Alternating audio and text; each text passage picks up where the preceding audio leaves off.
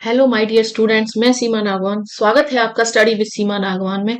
आज फिर से तैयारी एक और प्रैक्टिस सेट की। काफी इंपॉर्टेंट क्वेश्चंस हैं। लास्ट तक बने रहें। वीडियो को शेयर कर दें, लाइक कर दें, चैनल को सब्सक्राइब कर लें। प्रैक्टिस सेट 8 है और फिर से 30 क्वेश्चन है। बताइए खुद चेक करके कि कितना स्कोर किया है। किसी भी एग्जाम की आप तैयारी करें, हिंदी में क्वेश्चन इसी तरह के आएंगे।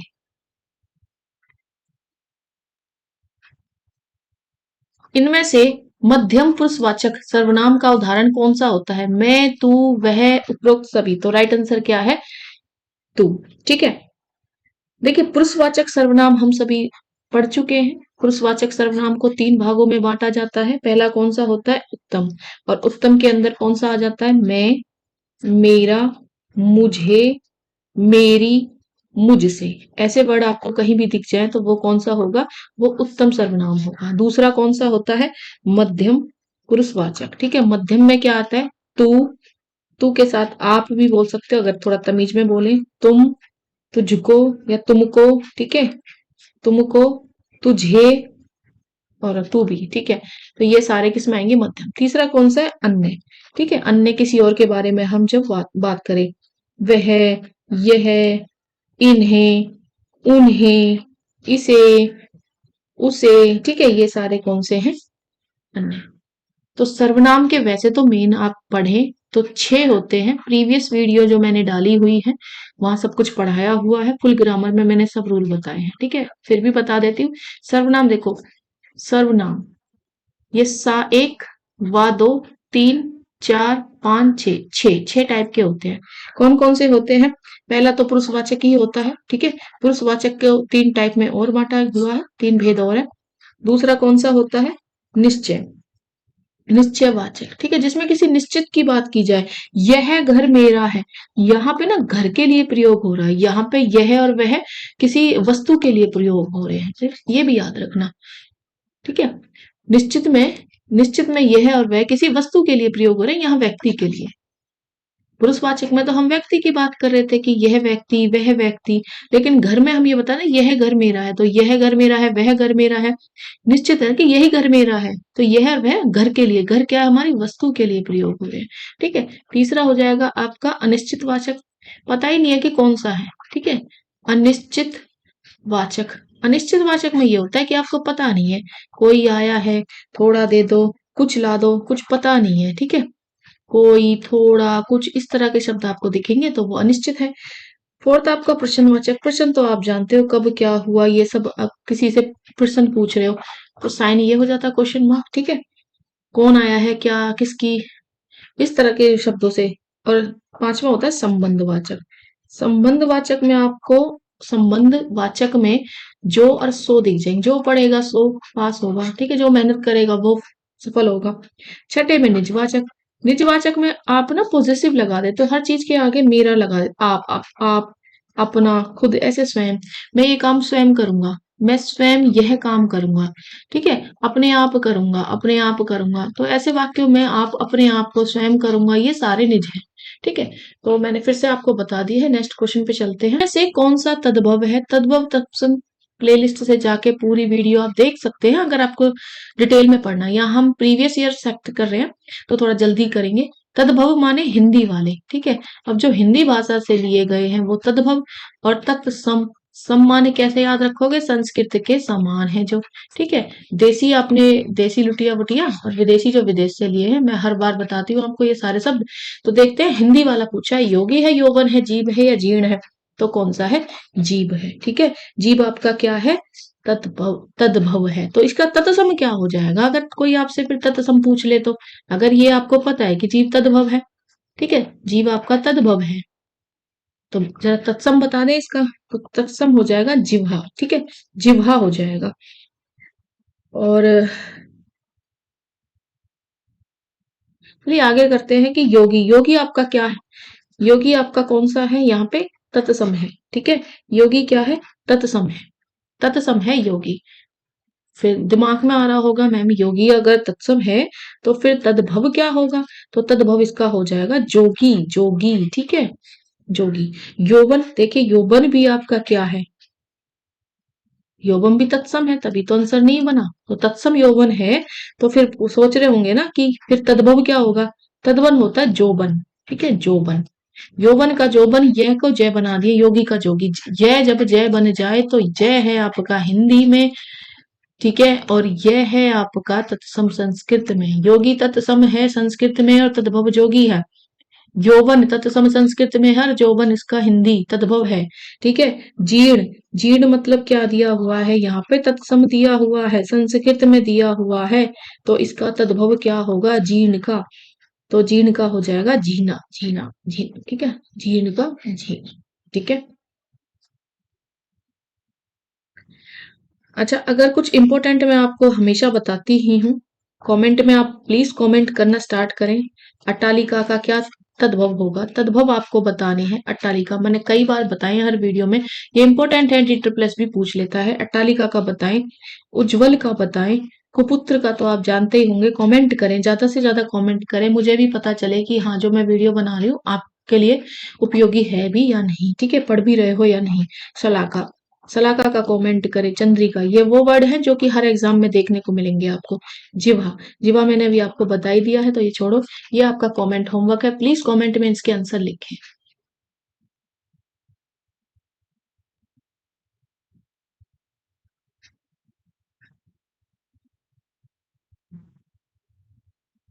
घोड़ों का घर कितनी दूर, इस लोकोक्ति का सही अर्थ बताइए। घोड़ों का घर कितनी दूर, जरा बताएं। स्वभाव से चंचल व्यक्ति जल्दी सफलता प्राप्त करता है। तेजी से काम करने से वह जल्दी निपट जाता है। कर्मठ व्यक्ति के लिए सफलता सरल होती है, जो इच्छा करता है वही प्राप्त करता है। तो इसका राइट आंसर क्या है कि कर्मठ व्यक्ति के लिए सफलता सरल होती है। कि घोड़ों का घर कितनी दूर। ठीक है, इस तरह की लोकोक्ति आपसे पूछ ली जाती है। ठीक है, तो ये आपका थर्ड राइट आंसर हो जाएगा।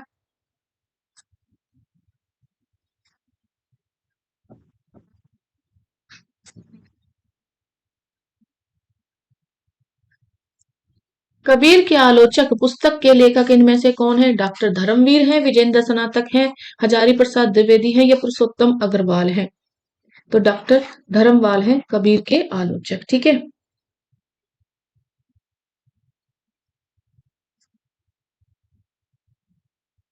जानते होंगे डॉक्टर धर्मवीर के बारे में। आधुनिक हिंदी साहित्य के प्रमुख लेखक, आधुनिक हिंदी। ठीक है, आधुनिक हिंदी के साहित्य के प्रमुख लेखक, कवि भी हैं, नाटककार भी हैं, नाटककार भी हैं और सामाजिक विचारक थे। ठीक है, सामाजिक विचारक थे। और डॉक्टर धर्मवीर भारती को 1972 में क्या मिला था, पद्मश्री मिला था, पद्मश्री। ठीक है, पद्मश्री भी मिला था, सम्मानित किया था।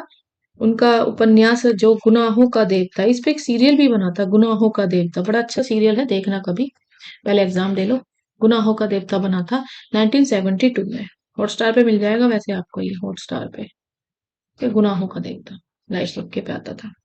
की भी बात कर लेते हैं। इनको भी जो था हजारी प्रसाद द्विवेदी, तो 1957 में पद्म, ठीक है, पद्म भूषण से सम्मानित किया था, पद्म भूषण से सम्मानित किया था।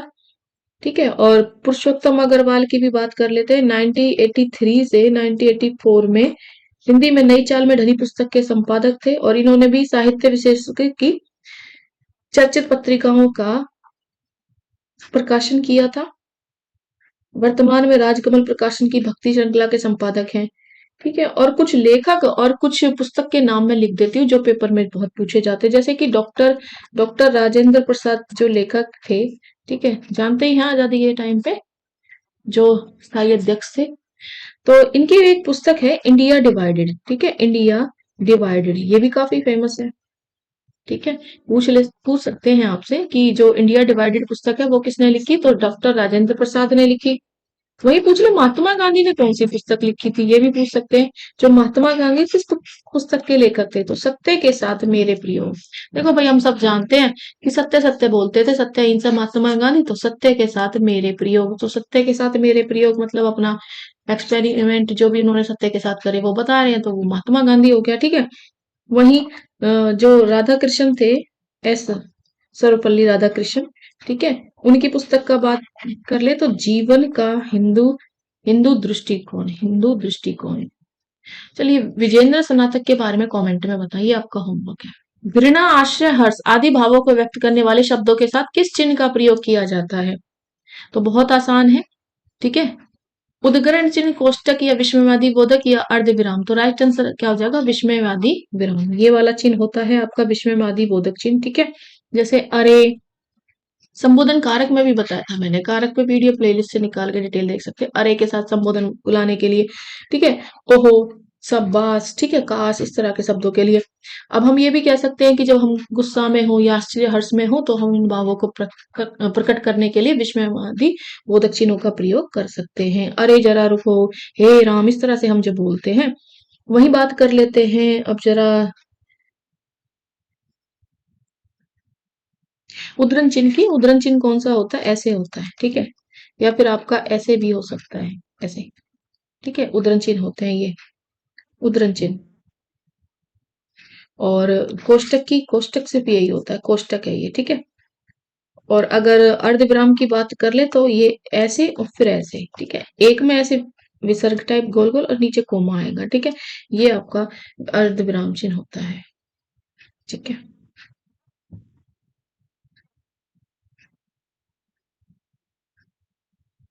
अब पर्यायवाची से भी हमेशा एक क्वेश्चन आएगा, इनमें से कौन सा शब्द कसक शब्द का पर्यायवाची नहीं है? प्ले लिस्ट में वीडियो है, आपको मिल जाएगी, ज्यादा डिटेल पढ़नी है जो भी नए स्टूडेंट्स अभी देख रहे हैं वीडियो। बाकी प्रैक्टिस करते हैं। कसक का पर्यायवाची शब्द नहीं पूछ रहा है क्वेश्चन, जल्दबाजी में नहीं, ये भी देख लेना। पीड़ा, दुख, विवाद या दर्द, तो क्या है? विवाद, ठीक है। कसक का विवाद नहीं होगा। कसक का पर्यायवाची होगा क्या?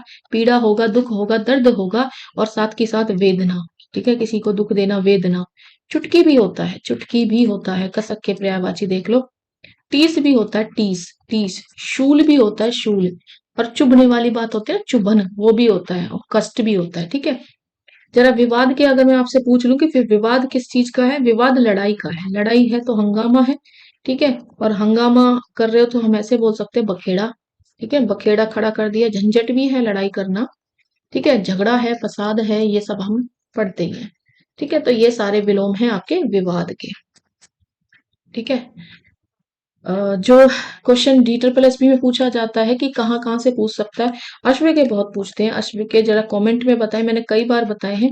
अमानत के, चलो अमानत के मैं ही लिख देती हूँ, जैसे कि थाती, धरोहर, ठीक है, धरोहर।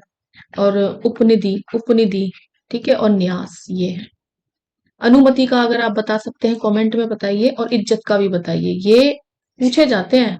तो ये इंपॉर्टेंट है, हर बार आपको याद करने होते हैं। एक एक या दो क्वेश्चन पर्यायवाची से आपको मिल ही जाएंगे, तो मैं हर वीडियो में रखती हूँ ये देखिए फिर से एक पर्यायवाची। और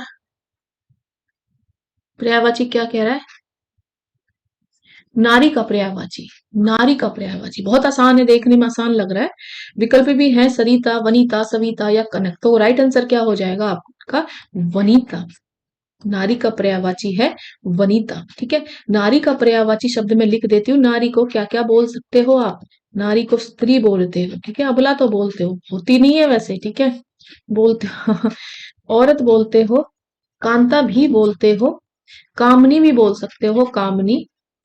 महिला बोलते हो, महिला। रमणी बोलते हो और ललना बोलते हो, ललना, ठीक है, ललना। ये सब आपके स्त्री के ही यानी नारी के ही पर्यायवाची हैं, ठीक है। सरिता अगर मैं बात करूं तो सरिता नारी का नहीं होता, सरिता आपकी नदी होती है, नदी। नदी को फिर तटनी बोल लो, दरिया बोल दो, ठीक है। नदी को तटनी, दरिया। और सलीला बोल लो, सलीला, ठीक है, सलीला। और तरंगिनी भी तो हमें पता ही है, तरंगिनी भी बोलते हैं, तरंगिनी, ठीक है। वनिता बता ही दिया नारी है, वनिता बता ही दिया मैंने नारी है। तो फिर अब बचा सविता। सविता क्या है? तो सविता भाई सूर्य को बोलते हैं। अब तो सूर्य के लिख ही दोगे जब सूर्य बता दिया। कि भानु भी है, दिनेश भी है, ठीक है। मार्तंड भी है, मार्तंड भी है। और अंशुमालू भी है, अंशुमाली, अंशुमाली सॉरी, ठीक है, अंशुमाली भी है। और सूर्य भी है, और रवि भी है, और सूरज भी है, सूरज भी है। वहीं अगर कनक की बात करें तो कनक तो सुना ही होगा आपने, कंचन भी बोलते हैं इसको, स्वर्ण भी बोलते हैं, और हिरण्य भी बोलते हैं। कनक, कनक ते गुनी, जब हम पढ़ते हैं अलंकार में भी, है ना, है। और सोना भी बोलते हैं इसको, और कटक भी बोलते हैं, कटक। ठीक है, कटक, सोना।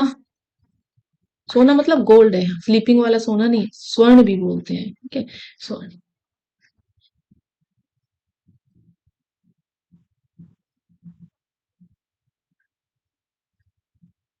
नेक्स्ट देखिए भाई, हिमालय किस प्रकार की संज्ञा है?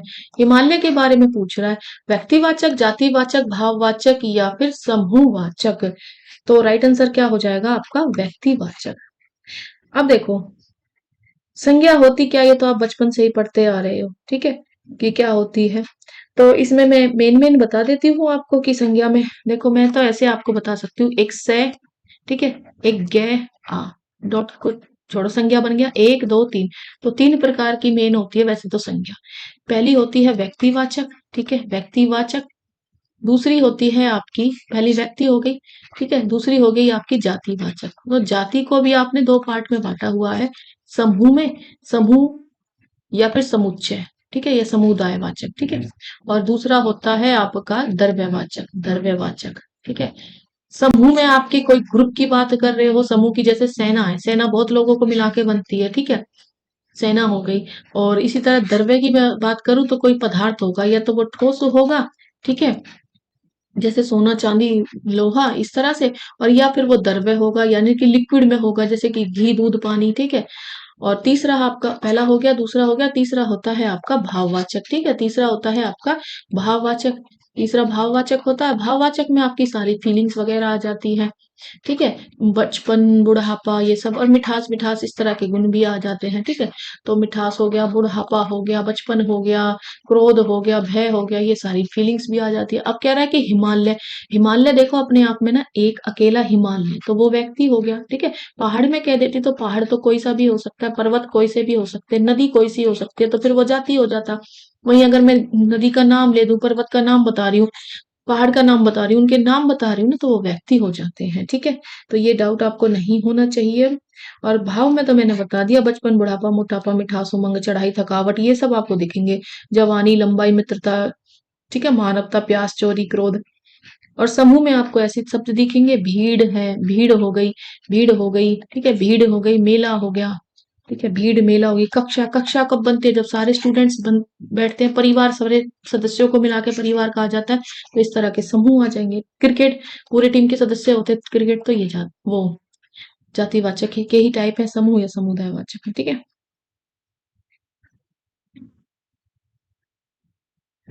अच्छा, कुछ बच्चे सोचते हैं ना कि संज्ञा पांच प्रकार की होती है, वो इन दोनों सब पार्ट्स को अलग करते हैं, लेकिन आप छठी सातवीं की कोई भी बुक उठा के देख लो डिटेल में, कि ये वो जातिवाचक को ही बांट दिया जाता है सब दरबैया समूह में।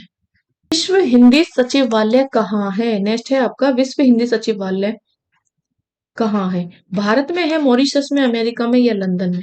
देखो मॉरिशस में। ठीक है, विश्व हिंदी सचिवालय की बात करें, मॉरिशस का एक कोई मोका गांव है, वहां स्थित है। ठीक है, और 11 फरवरी 2008 से कार्यरत है। ठीक है, तब से काम कर रहा है, आज हम जान रहे हैं इसके बारे में। ठीक है, और हिंदी का एक अंतर्राष्ट्रीय भाषा के रूप में संवर्धन करने और विश्व सम्मेलनों के आयोजन का ये संस्थागत व्यवस्था प्राप्त करने के उद्देश्य से हिंदी विश्वविद्यालय की हमने क्या की थी? स्थापना की थी। ठीक है, इसकी संकल्पना अगर पूछी जाए, संकल्पना पूछ लो, 1975 में नागपुर में, नागपुर में आयोजित प्रथम विश्व हिंदी सम्मेलन के दौरान की थी। ठीक है,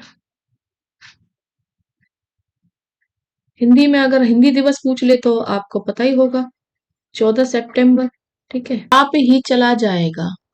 ठीक है, वह आप ही चला जाएगा, इस वाक्य में रेखांकित, रेखांकित ये दिख रहा है आपको, ये व्हाइट लाइन आपके नीचे रेखांकित है। ठीक है, शब्द सर्वनाम के किस भेद का उदाहरण? अभी थोड़ी देर पहले बताया मैंने।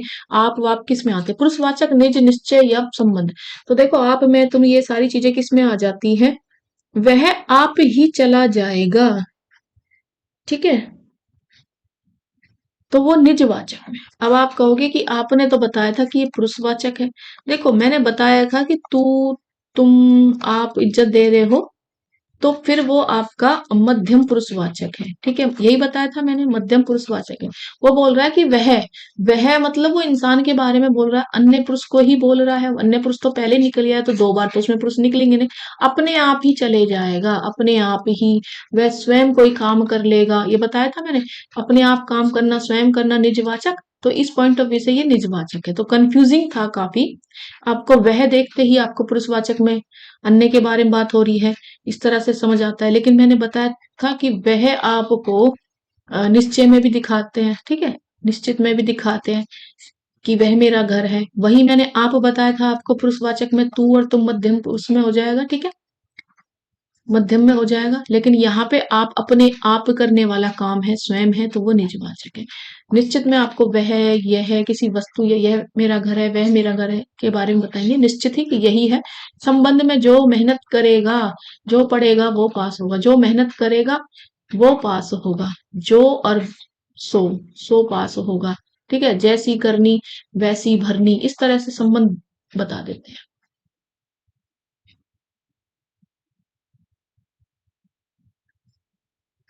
क्वेश्चन एक ऐसे भी आता है भाई, तैरने की इच्छा को क्या कहते हैं? तरनेक्षा, संतरेक्षा, तितृषा या जलावतरेक्षा?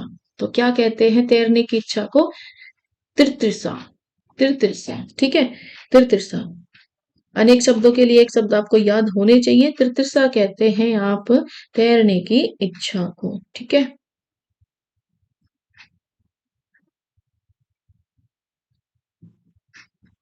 बाकी ये शब्द आपके गलत दिए हुए हैं।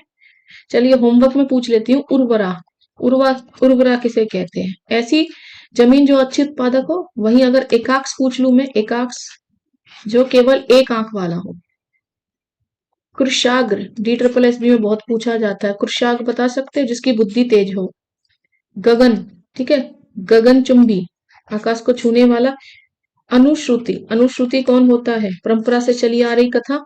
और ईर्ष्यालु कौन है? ईर्ष्यालु बता ही सकते हो, कमेंट में बताएं, ठीक है। आस्तिक बहुत आसान है, कमेंट में बताएं, ठीक है। अगर आप पढ़ाई कर रहे हो और मैं डेली प्रैक्टिस सेट ला रही हूँ, आपका थोड़ा सा भी योगदान मैं दे पा रही हूँ, तो कमेंट करके मुझे यही बता दें कि आप पढ़ रहे हैं या नहीं पढ़ रहे, मुझे थोड़ा आइडिया हो जाएगा, ठीक है।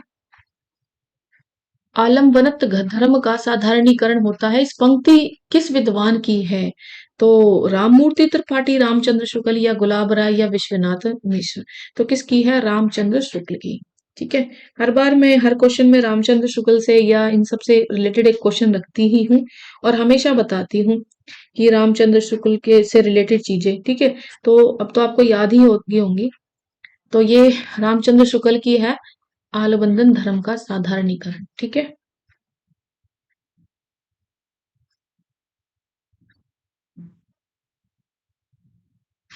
चलिए राम मूर्ति त्रिपाठी का कोई जन्म पूछ ले आपसे, तो 4 जनवरी, 4 जनवरी 1929, याद कर लेना। इनकी कुछ कृतियां अगर आपसे पूछ ली जाए, कृतियां एक्स्ट्रा नॉलेज बनाते रहे। विमर्श हो गई, विमर्श हो गई, साहित्य शास्त्र के प्रमुख पक्ष हो गई, भारतीय साहित्य दर्शन हो गई, ठीक है। भारतीय साहित्य इंपॉर्टेंट है, साहित्य दर्शन, ठीक है। गुलाब राय का जन्म पूछ लिया जाए, 17 जनवरी, 17 जनवरी, ठीक है। निबंध या साहित्यकार, व्यंग्यकार थे। कृतियां पूछ लिया जाए, कृतियां एक दो बता देती हूँ। नवरस हो गई, ठीक है। ठलुआ क्लब हो गई, ठलुआ क्लब, ठीक है, ठलुआ क्लब हो गई। कर्तव्य हो गई, मेरी असफलताएं हो गई, इस तरह से।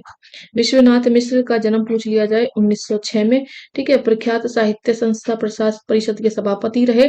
कृतियां पूछ ली जाए, हिंदी साहित्य का अतीत, हिंदी साहित्य का अतीत, ठीक है, हिंदी साहित्य का अतीत, हिंदी का सामाजिक इतिहास, या रसवानी या केशव वाद। मुहावरे का उचित अर्थ बताइए। कोई बखेड़ा खड़ा कर देना, गायब कर देना, बना बनाया हुआ काम बिगाड़ देना, या अपनी हानि करके मौज उड़ाना। तो गुड़ गोबर करना मतलब बना हुआ काम बिगाड़ देना, ठीक है। कोई बखेड़ा खड़ा करने का क्या हो जाएगा भाई? बखेड़ा खड़ा करने का फिर क्या हो जाएगा? तो गुल खिलाना होता है। बखेड़ा करना, खड़ा करने का गुल खिलाना हो जाएगा, ठीक है। गायब कर देना, गायब कर देना का मतलब होता है कि हाथ साफ करना, हाथ साफ करना, ठीक है। अपनी हानि करके मौज उड़ाने का मतलब है घर फूंक तमाशा देखना, घर फूंक तमाशा तमाशा देखना, घर फूंक तमाशा देखना, ठीक है। तो इस तरह के मुहावरे आपको पता होने चाहिए। बाकी मुहावरे और लोकोक्तियों पे एक वीडियो है, प्लेलिस्ट से निकाल सकते हैं, जो न्यू व्यूअर्स मुझे अभी देख रहे हैं, ठीक है। पुरानी वीडियो से भी आप कुछ नॉलेज ले सकते हैं।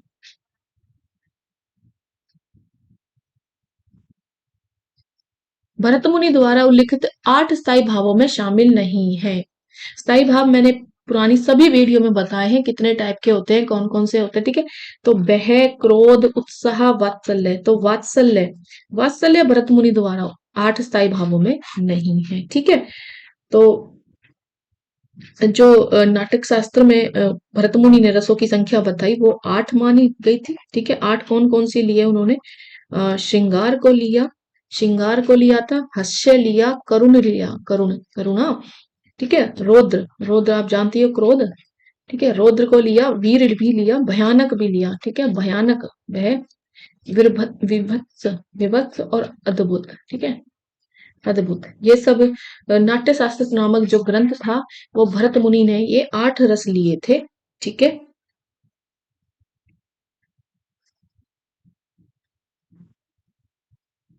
तो वात्सल्य को नहीं लिया था, ठीक है।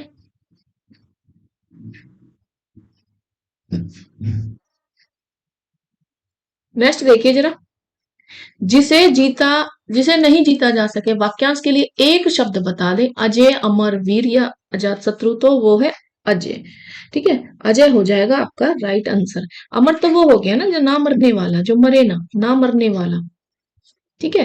वीर कौन हो गया? जो अपने सामर्थ्य से अधिक साहस दिखाए या साहसी, ठीक है, साहसी मान लो, या फिर जो अपने सामर्थ्य से ज्यादा। अजात शत्रु जिसका कोई शत्रु ना हो, ठीक है। अजात शत्रु जिसका कोई शत्रु ना हो। वैसे बिंबिसार का पुत्र जीके में हमने पढ़ा है, जिसने अपने ही पिता को मार के अजातशत्रु बना था जो राजा, ठीक है। और उसके बेटे ने, उदयन ने फिर इसको भी मार डाला था, फिर वो राजा बना, वो अलग है। अजातशत्रु वैसे यहाँ मीनिंग पूछ रहा है जिसका कोई शत्रु ना हो, कोई शत्रु ना हो। बाकी मेरी जीके वीडियो भी चल रही है, प्लेलिस्ट से निकाल के आप देख सकते हो। मिक्स क्वेश्चन रखती हूँ मैं जो इम्पोर्टेंट प्रीवियस ईयर के हैं।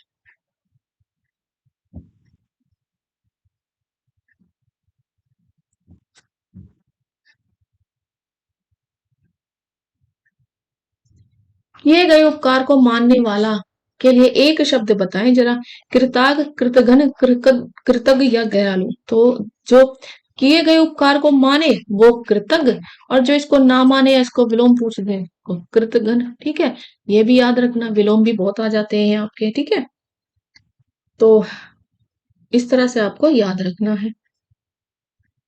कृतघ्न वो होता है कि जो उपकार को ना माने, ना मानने वाला। उपकार भी लिख देते हैं, उपकार को ना मानने वाला कृतघ्न होता है। कृतज्ञ कौन होता है?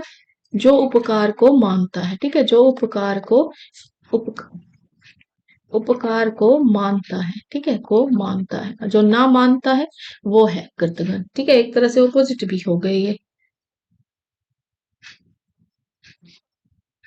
दयालु तो पता ही है, दया करने वाला। देखिए अच्छा क्वेश्चन है, कौन सा वर्ण पंचमेश्वर है? पंचमेश्वर सा है, दा है, गा है, म्या है। तो माँ है, ठीक है। माँ वर्ण आपका पंचमाक्षर है, पंचमाक्षर, ठीक है। अच्छा, अब आपके दिमाग में दौड़ रहा है क्वेश्चन कि पंचमाक्षर होता क्या है। तो ब्राह्मणी लिपि जैसा आप जानते हो, ब्राह्मणी लिपि, ठीक है, ठीक है। ब्राह्मणी लिपि एवं उससे, उससे व्युत्पन्न, ठीक है, उत्पन्न अधिकांश लिपियां, अधिकांश लिपियों की वर्णमाला के प्रत्येक वर्ण, अधिकांश लिपियों की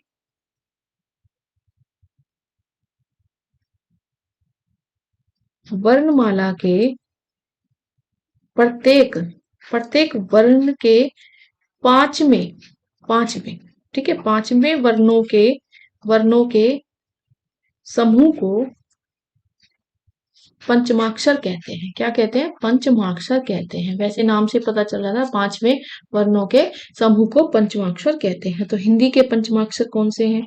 का वर्ग है, पुरानी वीडियो देख सकते हो, वर्ण पे बनाई हुई है। चा वर्ण है, टा वर्ण है, ता वर्ण है और पा वर्ण है, ठीक है। इनमें सब में पांच पांच ही थे, लिख दो फिर से। का, खा, गा, ठीक है, घा को छोड़कर, ये तो चार चारों को छोड़ देना, जो लास्ट में पांच है ना, जैसे यहाँ पे क्या आ जाएगा, णा, ठीक है। चा वाले में क्या आ जाएगा, चा, छा, जा, झा, फिर यहाँ क्या आएगा, यहाँ ये ना आएगा, ठीक है। तो यहाँ भी अगर आप लिखो यहाँ पे टा, ठा, डा, ढा, तो यहाँ भी कौन सा आएगा, ये वाला ना आएगा, ठीक है। ना के टाइप ही तो हैं ये अलग अलग। ता में देख लो, ता, था, दा, धा, और इसके बाद कौन सा आएगा, ये वाला ना आ जाएगा, ठीक है। और फिर पा वाले में, पा वाला कौन सा, पा, पा, बा, भा, और इसके बाद कौन सा है, मा,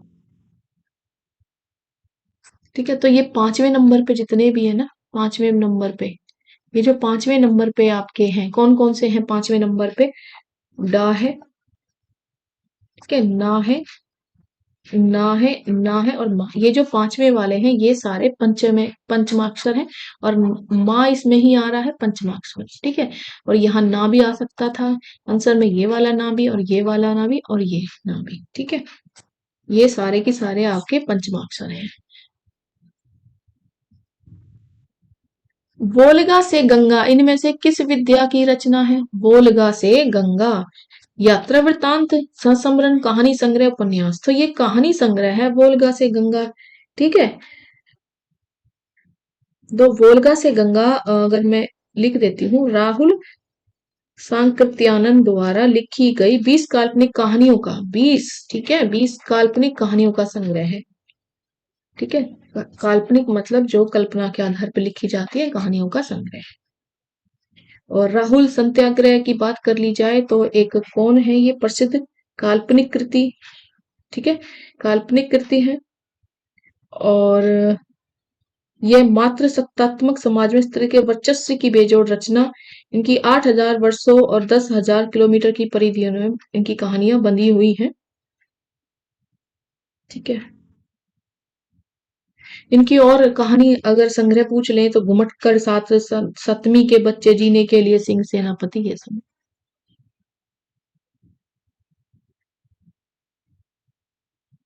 नेक्स्ट देखिए, निहार के रचनाकार कौन है, जगदीश चंद्र माथुर, निराला, जयशंकर प्रसाद या महादेवी वर्मा। निहार के महादेवी वर्मा है। महादेवी वर्मा का पहला कविता संग्रह है, ठीक है। और सन 1930 में ये संस्करण, प्रथम संस्करण आया, ठीक है। प्रकाशक गांधी हिंदी पुस्तक भंडार, ठीक है। और इनकी रचनाओं के बारे में पूछ लिया जाए तो आप जानते ही हैं, विसर्जन, मिलन, अतिथि से मिटने का खेल, ये सब, ठीक है। जन्म पूछ लिया जाए महादेवी वर्मा का, ठीक है, तो जन्म भी बता देना 11 मार्च 1907, और निधन भी पूछ लिया जाए तो 11 सितंबर 1987। कविताएं निहार, रश्मि, निर्धार, संध्या, बहुत सारी हैं। गद्य भी थे इनके, विविध संकलन भी हैं, बहुत डिटेल है इनकी, तो मैं यहाँ पूरा नहीं लिख सकती, वीडियो बहुत लंबी हो जाएगी, ठीक है। कौन सा शब्द तद्भव है, पिता, आज्ञा, कृषक या अग्नि। तो पिता, पिता आपका तद्भव माने हिंदी वाला शब्द है आपका पिता, ठीक है। बाकी आप देखो तो सारे की सारे ये तत्सम है, ये तीनों की तीनों क्या है, तत्सम है। तत्सम मतलब ये संस्कृत से लिए हुए हैं, और इनका कोई तद्भव पूछ ले तो आप बता देना। आज्ञा का तद्भव क्या हो जाएगा, आन हो जाएगा। कृषक का किसान हो जाएगा। और अग्नि का मेरे स्टूडेंट्स हो, आग हो जाएगा, ठीक है। अग्नि का क्या हो जाएगा, आग हो जाएगा, ठीक है। कुछ तत्सम आ जाते हैं एग्जाम में, तत्सम और भी आ जाते हैं, जैसे कि क्षत्रिय, क्षत्रिय का आप तद्भव कर देना, खन्नी होता है, ठीक है। तद्भव आप कर दो तो खन्नी होगा। और पीत, पीत देखो तत्सम है, और उसका पीला आपका तद्भव है, ठीक है। ससर्प, ससर्प का सरसों है, सरसों, ठीक है, सरसों। ससप का है सरसों। और हिरक, हिरक का हरा होता है, हिरक, हिरक का हीरा होता है, हिरक का हीरा, ठीक है। इंपॉर्टेंट है, किसी भी एग्जाम की आप प्रिपरेशन करो, सभी में अक्सर पूछ लिए ही जाएंगे, ठीक है। निम्न में औष्ठ्य ध्वनि टा, उ, शा, का, तो राइट आंसर आपका क्या है, उ है, ठीक है। राइट आंसर आपका क्या है, उ है। देखो, एक है आपका स्वरों के उच्चारण स्थान, ठीक है। दूसरा होता है व्यंजन के उच्चारण स्थान, व्यंजन के उच्चारण स्थान, अब स्वर के और व्यंजन के में दोनों में देखिए, अगर मैं कंठस्थ से लिख दूं कंठ है, ठीक है, कंठ है, अगर मैं स्वरों में लिखूंगी तो आ और आ हो जाएगा। अगर मैं व्यंजन में कंठ है पूछ लूं तो का, खा, गा, घा, ना और हा हो जाएगा, ठीक है।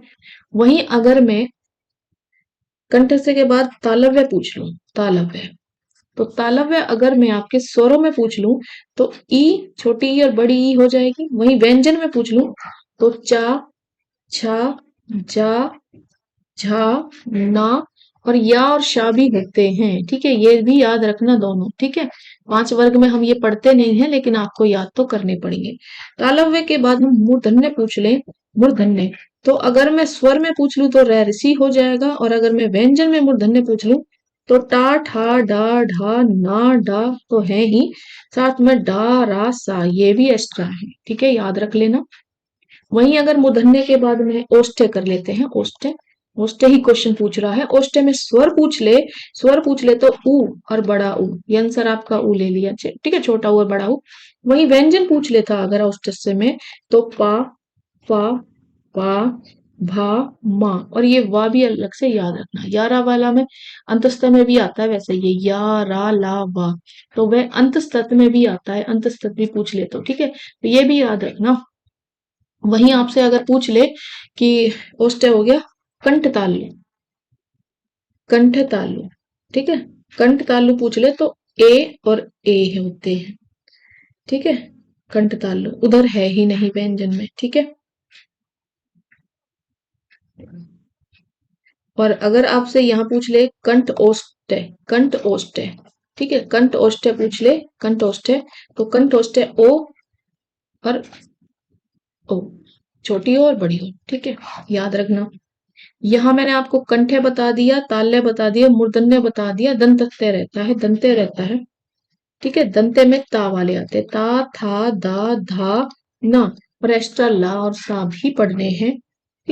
इनमें से चीफ की दावत कहानी के रचनाकार कौन है? भीष्म साहनी है, ज्ञान रंजन है, राजेंद्र यादव या दूधनाथ सिंह, तो कौन है? भीष्म साहनी है, ठीक है, चीफ की दावत के। भीष्म साहनी की अन्य भी अगर आपसे पूछ ले कि कहानी संग्रह, तो भाग्य रेखा है, भटकती राख है, भटकती राख, ठीक है, भटकती राख है, निशाचर है, मेरी प्रिय कहानी है, अहम, अमृतसर आ गया, अहम ब्रह्मास्मि, वाड़चू, शोभा यात्रा, इस तरह से। ज्ञान रंजन की पूछ ले कहानी संग्रह, तो एक तो वही गर्मण है, वही गर्म है, या फिर ज्ञान रंजन ही बोल सकते हो इसे।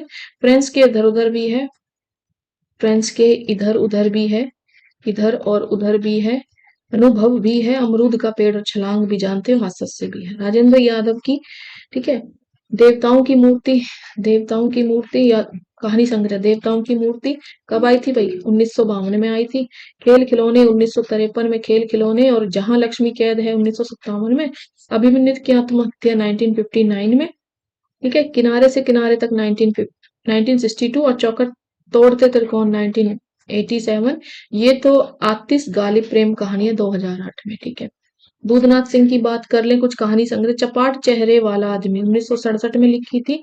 वीडियो को दोबारा चला के लिख लें, कहीं नोट्स बना लें। सुखांत आपकी आई थी 1971 में, पहला कदम आई थी 1976 में, माई का शोक गीत 1992 में, नमो अंधकारम 1998 में, ठीक है। धर्मक्षेत्र कुरुक्षेत्र भी थी इनकी 2002 में, और निष्कासन भी थी 2002 में ही।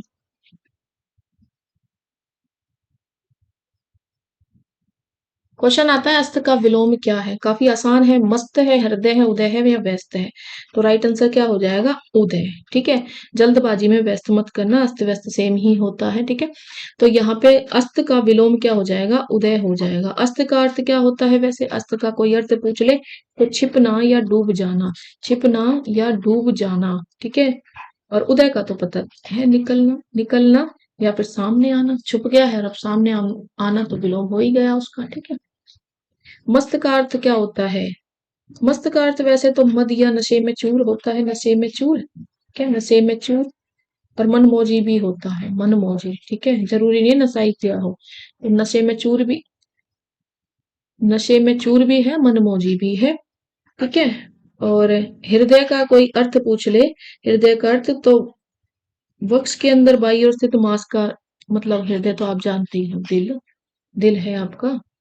और व्यस्त आप जो कार्य में लगे रहने, ठीक है, कार्य में लगा हुआ, ये आपके इनके मीनिंग है। ठीक है।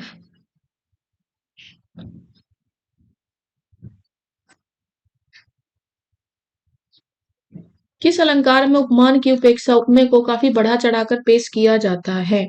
अतिशोक्ति में, रूपक में, व्यतिरेक में या संदेह में? तो जल्दबाजी में बढ़ा चढ़ाकर पढ़ के अतिशोक्ति मत कर देना, क्योंकि क्वेश्चन अलंकार से उपमान की उपेक्षा उपमेय भी पूछ रहा है।